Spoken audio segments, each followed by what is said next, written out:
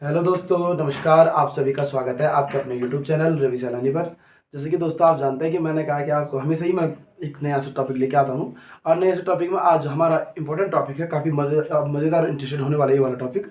ये है आपका कौन सा, सैयद वंश। इसमें मैंने कहा आपको दिल्ली सल्तनत के पहले जो 5 वंश इनको कंप्लीट करूंगा और कोशिश करूंगा कि दिल्ली सल्तनत जल्द से जल्द आपका क्या हो जाए, कंप्लीट हो जाए। उसके पश्चात ही हम आगे आपका जो मुगल साम्राज्य वगैरह है या आपके जो बाद के समय बहमनी विजयनगर है उनके बारे में पढ़ेंगे। तो आज आपको पता है कि मैं तुगलक आपके दिल्ली सल्तनत के गुलाम वंश कंप्लीट कर चुका हूँ, खिलजी वंश कंप्लीट कर चुका हूँ, तुगलक वंश क्या कर चुका हूँ, कंप्लीट कर चुका हूँ। ठीक है ना। और अभी मैं आपको पढ़ाने जा रहा हूँ कौन सा वंश, सैयद वंश। कौन सा वंश, सैयद वंश। ठीक है दोस्तों, कौन सा वंश, सैयद वंश।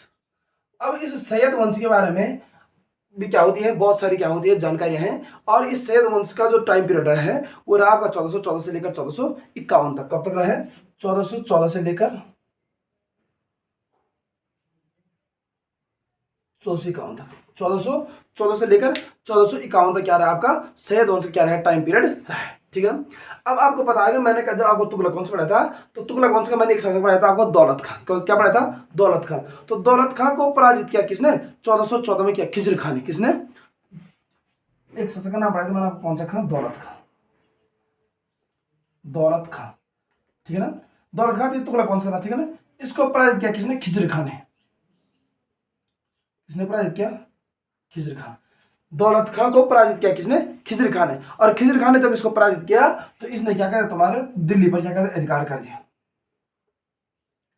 दिल्ली पर इसने क्या कर दिया, अधिकार किया। और दिल्ली पर अधिकार किया तो इसने किस वंश की नींव डाल दी, दिल्ली में सैयद वंश की क्या डाल दी, नींव डाल दी। किस वंश की नींव डाली, आपकी सैयद वंश की क्या डाल दी, इसने नींव डाल दी। ठीक है ना। अब आपको पता है 37 वर्ष तक लगभग इन्होंने क्या किया, यहाँ पर शासन किया। कितने वर्ष तक, 37 वर्ष तक शासन किया। और 37 वर्ष के शासन में मैंने कहा इन्होंने कितने शासक, लगभग 4 शासकों ने क्या किया, यहाँ पर शासन किया। जो प्रमुख 4 शासक थे, कितने वर्ष तक, 37 वर्ष तक इन्होंने यहाँ पे क्या किया, शासन किया। ठीक है ना। जो आपके सैयद वंश के शासक हुए हैं लगभग 37 वर्ष तक इन्होंने यहाँ पे क्या किया, शासन किया। ठीक है दोस्तों। अब आपको पता होगा जो खिजर खां था, खिजर खां किसका पुत्र था, तो खिजर खां था आपका कौन, मुल्तान का एक सूबेदार था जिसका नाम था तुम्हारा क्या, मुल्तान का गवर्नर। कहते हैं मुल्तान का एक गवर्नर तुम्हारा कौन, मलिक सुलेमान। खिजर खां किसका पुत्र था, जो आपका खिजर खां है, खिजर खां पुत्र था आपका किसका, मलिक सुलेमान का।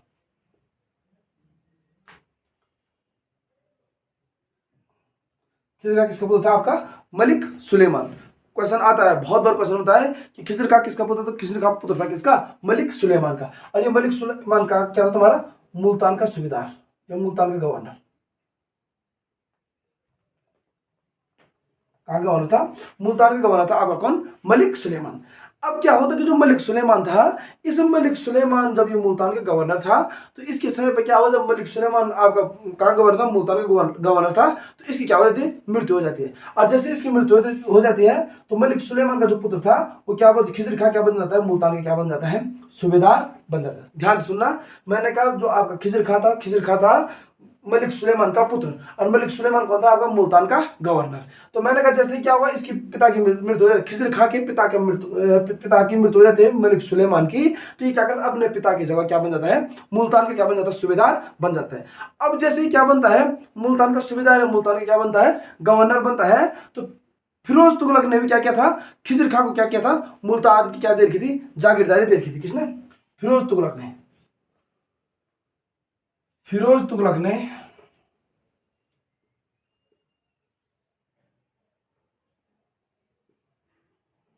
फिरोज किसने, फिरोज तुगलक ने भी क्या की थी, कहाँ की जागीरदारी, किसको दी जागीरदारी, फिरोज तुगलक ने जागीरदारी दी थी अब किसको, खिजर खां को। ठीक है ना। फिरोज तुगलक ने मुल्तान की जागीरदारी किसको दी थी, खिजर खां को। और इसने वहां पर क्या बखूबी क्या निभाई, खिजर खां ने वहां पर क्या निभाई, बखूबी अच्छी तरीके से क्या की, जागीरदारी की। किसने, खिजर खां ने। किसने दी थी, फिरोज तुगलक ने। ठीक है ना। जब फिरोज तुगलक ने इसको क्या दी, मुल्तान की जागीरदारी दी, तो आपको पता कि 1398 में, कब, 1398 में तैमूर लंग ने क्या किया था, भारत पर आक्रमण किया था।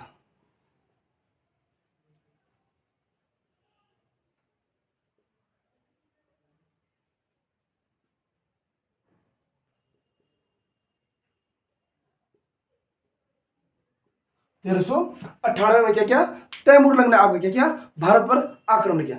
और उस समय तैमूर लंग की जो सहायता की थी वो किसने की थी, आपकी खिज्र खान ने की थी। खिज्र खान ने तैमूर लंग की क्या की थी, सहायता की थी। 1398 मैंने कहा तैमूर लंग ने भारत पर आक्रमण किया, और भारत पर आक्रमण करने के पश्चात क्या हुआ, खिज्र खान ने क्या किए थे, उसकी क्या की, तैमूर लंग की क्या की थी, मदद की थी। अब जो क्या होता है, तैमूर लंग क्या होता है, जब भारत से वापस जाता है तो वो खिज्र खान को क्या, मुल्तान, लाहौर और दीपालपुर, क्या, जब मैंने कहा तैमूर लंग क्या होता है, भारत से वापस, तैमूर लंग कहां से वापस जाता है, भारत से वापस जाता है, कहां का, मुल्तान,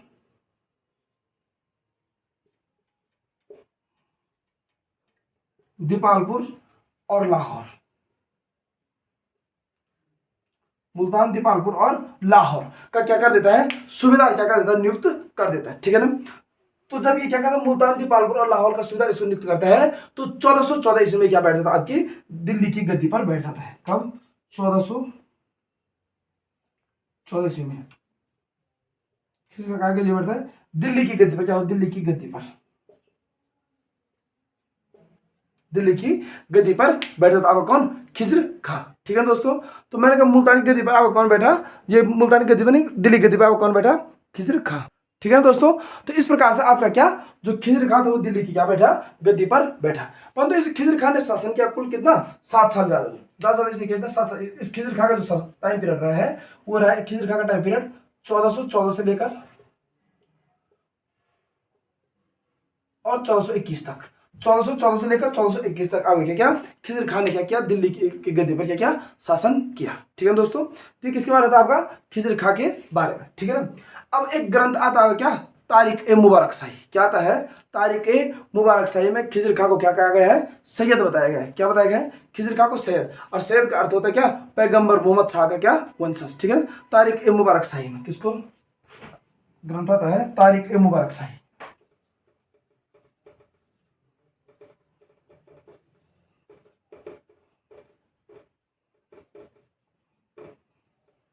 तारिक है, बहुत बार एक क्वेश्चन आता है, तारिक ए मुबारक शाही में खिज्र खां को क्या बताया गया, सैयद बताया गया है।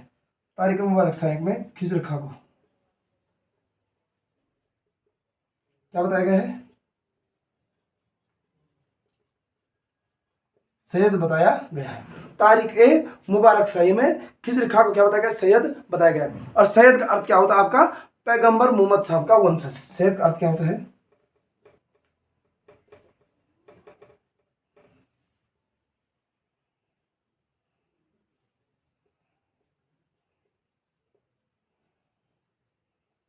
पैगंबर मोहम्मद शाह का वंशज, ठीक है ना। सैयद का अर्थ क्या होता है, पैगंबर मोहम्मद शाह का वंशज, ठीक है ना। अब इसको क्या है, जो खिज्र खां था, इसने क्या, सुल्तान की उपाधि धारण नहीं की, इसने क्या उपाधि धारण की, रैयत ए आला, ठीक है ना। रैयत ए आला की उपाधि धारण किसने की, तो रैयत ए आला की उपाधि धारण की किसने, आपके खिज्र खां ने, किसने, खिज्र खां ने उपाधि धारण क्या की। तो खिज्र खां की जो उपाधि थी आपकी, ये उपाधि थी इसकी रैयत ए आला।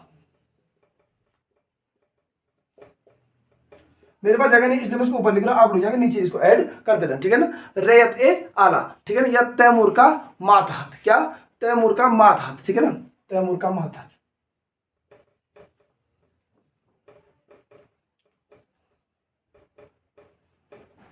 तैमूर का मातहत, ठीक है दोस्तों। अरे ये तैमूर का मातहत क्या करता है, ये क्या करता है, तैमूर का पुत्र था कौन, शाहरुख, कौन था, शाहरुख मिर्जा। तैमूर का पुत्र था तुम्हारा कौन, शाहरुख मिर्जा।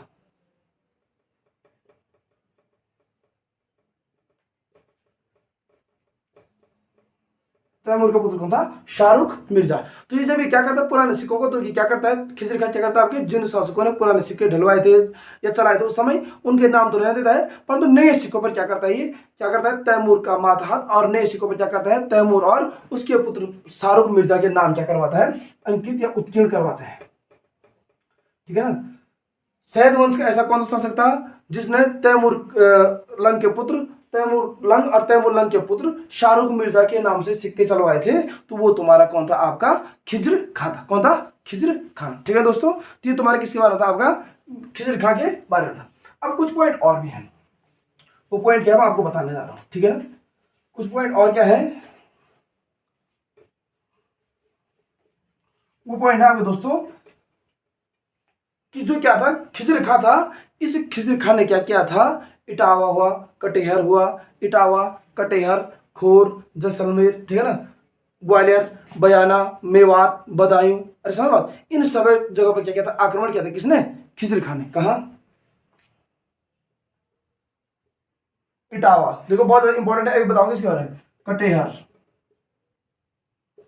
खोर, इटावा, कटिहार और खोर, इटावा, कटिहार और खोर, जसलेर, ग्वालियर, ग्वालियर, ठीक है ना, बहुत बड़ा, बयाना, मेवात, बयाना, मेवात और बदायूं, इन सभी जगह इन्हें क्या कहता, आक्रमण किया था, ठीक है ना। और जब इन जगह आक्रमण किया था, इसने लगभग लगभग इन क्षेत्रों को क्या कहते, विजित भी कर दिया था। परंतु क्या होता कि जब ये क्या 20 मई 1421 को, कब, 20 मई 1421 को ये इटावा में क्या करता है, विद्रोह का दमन करने के लिए जाता है, और वहां पर इसकी क्या हो जाती है, 20 मई 1421 की क्या हो जाती है, मृत्यु हो जाती है, किसकी, खिजर खां की, ठीक है दोस्तों। तो मैंने कहा इटावा का जो विद्रोह था उसके दमन करने के लिए गया था, परंतु मैंने कहा 20 मई 1421 को यहाँ वहां पर इसकी क्या हुई थी, मृत्यु हो गई थी, ठीक है ना। और यहाँ पर ही खिजर खां का जो शासनकाल हो क्या हुआ, आपका समाप्त हुआ। परंतु इसके तत्पश्चात जो शासक बना आपका, वो बना कौन, मुबारक शाह। कौन बना, मुबारक शाह, ठीक है ना। खिजर खां का जो टाइम पीरियड आपने देख लिया है, वो है आपको कितना, 1414 से लेकर 1421 तक। अब उसके बाद जो नेक्स्ट शासक बनेगा वो बनेगा तुम्हारा कौन, मुबारक शाह, ठीक है ना। और इस मुबारक शाह के बारे में क्या है, बहुत इंपॉर्टेंट क्या बनते हैं, क्वेश्चन बनते हैं। इसका टाइम पीरियड था तुम्हारा 1421 से लेकर 1434 ईस्वी,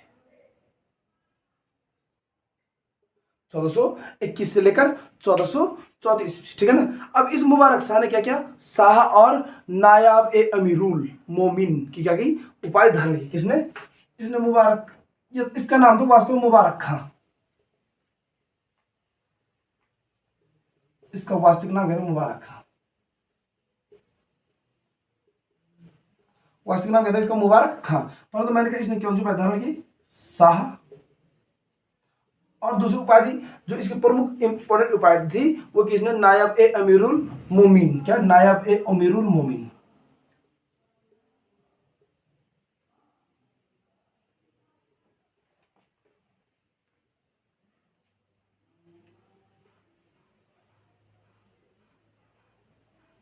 नायब ए अमीरुल मोमिन की इसने क्या की उपाधि धारण की थी, किसने, आपके मुबारक शाह ने, ठीक है ना।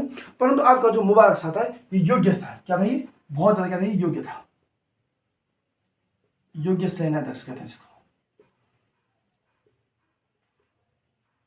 योग्य था आपका ये सेनाध्यक्ष। कौन, मुबारक से क्या आपका था, क्या था, योग्य सेनाध्यक्ष। इसने क्या कहता, पंजाब में खोकर हुआ, बदायूं हुआ, इटावा हुआ, कटिहार हुआ और ग्वालियर हुआ, इन जगह क्या क्या था, जो विद्रोह करते उनके क्या कहते, दमन किया था, किसने, मुबारक शाह ने। पंजाब में किसका दमन किया था, खोकरों का, इटावा के विद्रोह का क्या कहते हैं, दमन किया था, ठीक है ना। ग्वालियर के विद्रोह का क्या इसने क्या किया था, दमन किया था, किसने किया था ये आपके, मुबारक शाह ने, किसने, मुबारक शाह ने। कटिहार हुआ, ठीक है ना, बदायूं हुआ, कटिहार और बदायूं,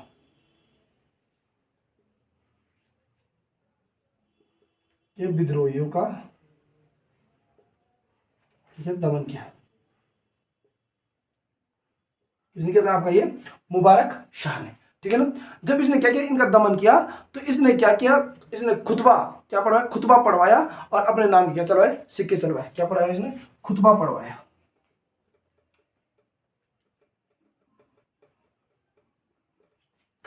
और अपने नाम के सिक्के चलाए।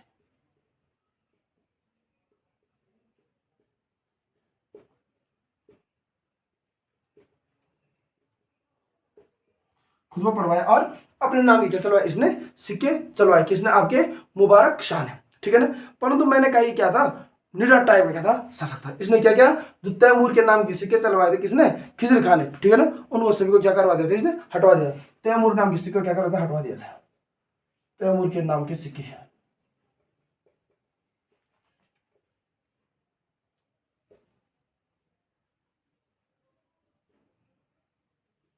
ठीक है। तैमूर के नाम के मैंने जो भी सिक्के थे इसने क्या कर दिया, उनको क्या करवा दिया था, हटवा दिया था। ठीक है ना दोस्तों, किसने किया, ये सब आपका मुबारक शाह ने। ठीक है ना। और जो नए सिक्के बनाए इसने उन पर क्या किया, मुइजुद्दीन मुबारक, क्या मुइजुद्दीन मुबारक शाह खुदवाया। क्या खुदवाया, जो नए सिक्के, नए सिक्कों में क्या खुदवाया, मुइज आता है, मुइज उद्दीन।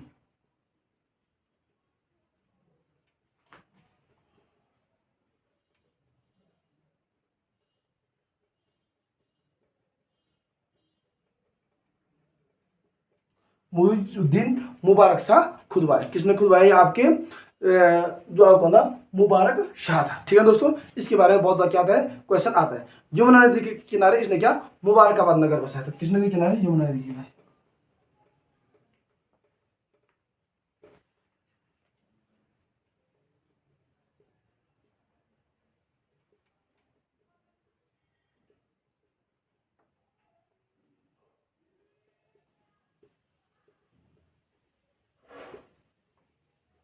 यमुना नदी के किनारे कौन सा नगर बसाया था इसने, मुबारकबाद क्या बसाया था, नगर बसाया था। ठीक है ना। और तारिक ए मुबारक शाही में क्या, जो तारिक ए मुबारक शाही है जिसका लेखक है आपको कौन, याहिया बिन अहमद सर हिंदी को इसने क्या दिया था, संरक्षण दिया था। ठीक है ना, तारिक ए मुबारक शाही का।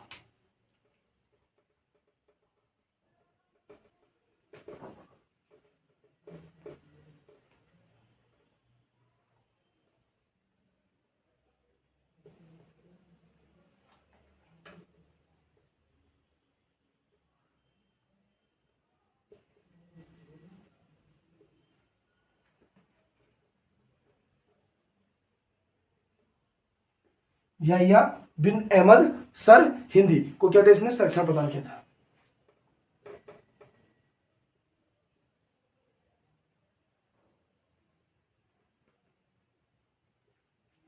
याहिया बिन अहमद सर हिंदी को क्या किया था, संरक्षण प्रदान किया था। किसने, आपके मुबारक शाह ने। ठीक है ना। और 19 फरवरी 1934 को इसकी हत्या करता है इसका वजीर, 19 फरवरी 1934 को।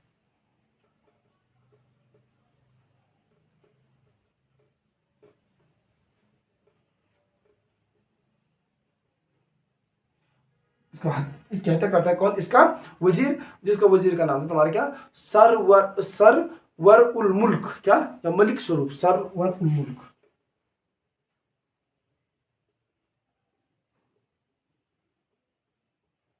सरवर उल मुल्क या सर हिंदी, ये सरवर उल मुल्क या मलिक स्वरूप।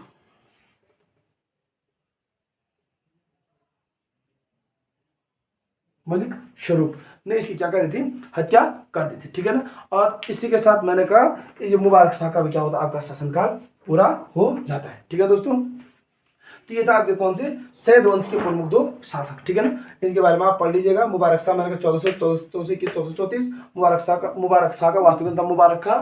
मैंने इसने कौन सी उपाधि धारण की थी, शाह एवं नायब ए अमीरात उल मोमिन की क्या की थी, उपाधि क्या की थी, धारण की थी। ठीक है ना। और इसके पश्चात मैंने कहा योग्य सैन्याध्यक्ष था, योग्य सैन्याध्यक्ष होने क्या किसने क्या किया, पंजाब में खोखरों, इटावा, ग्वालियर, कटेर और बदायूं के विद्रोह का क्या किया था, दमन किया था। ठीक है ना। इसने क्या पढ़वाया था, खुतबा पढ़वाया था और अपने नाम की क्या चलवाए थे, सिक्के चलवाए थे। और उससे बड़ी बात है कि इसने तैमूर के नाम के सिक्कों को क्या करवा दिया, हटवा दिया था। नए सिक्कों पर इसने क्या अंकित करवाया, मुइजुद्दीन मुबारक शाह खुदवाया। और यमुना नदी के किनारे किस नगर की स्थापना की, मुबारकाबाद नगर की क्या की थी, आपकी स्थापना की थी। तारिक ए मुबारक शाही के लेखक है आपको कौन, याहिया बिन अहमद सर हिंदी को कहते था, संरक्षण दिया था। ठीक है ना। और 19 फरवरी 1934 को इसकी हत्या की इसके वजीर सरवर उल मुल्क या मलिक स्वरूप ने इसकी क्या कर दी, हत्या कर दी थी, जो क्या था, एक हिंदू था। ठीक है दोस्तों, तो इससे आगे हम पढ़ेंगे कब, कल। और कल में आपका क्या हो जाएगा, सैयद वंश समाप्त हो जाएगा। उसके बाद हमारे पास एक ही वंश बचता है, लोधी वंश। और लोधी वंश में बीच में कोशिश करूंगा कि दिवाली से पहले आपका लोधी वंश भी क्या हो जाएगा, समाप्त हो जाएगा। दिल्ली सल्तनत पूर्ण तरीके से क्या हो जाएगा, आपका कंप्लीट हो जाएगा। ठीक है, फिर कल मिलते हैं नेक्स्ट टॉपिक के साथ। उससे पहले चैनल को लाइक, शेयर और सब्सक्राइब जरूर करें। ख्याल रखें अपना। Thank you.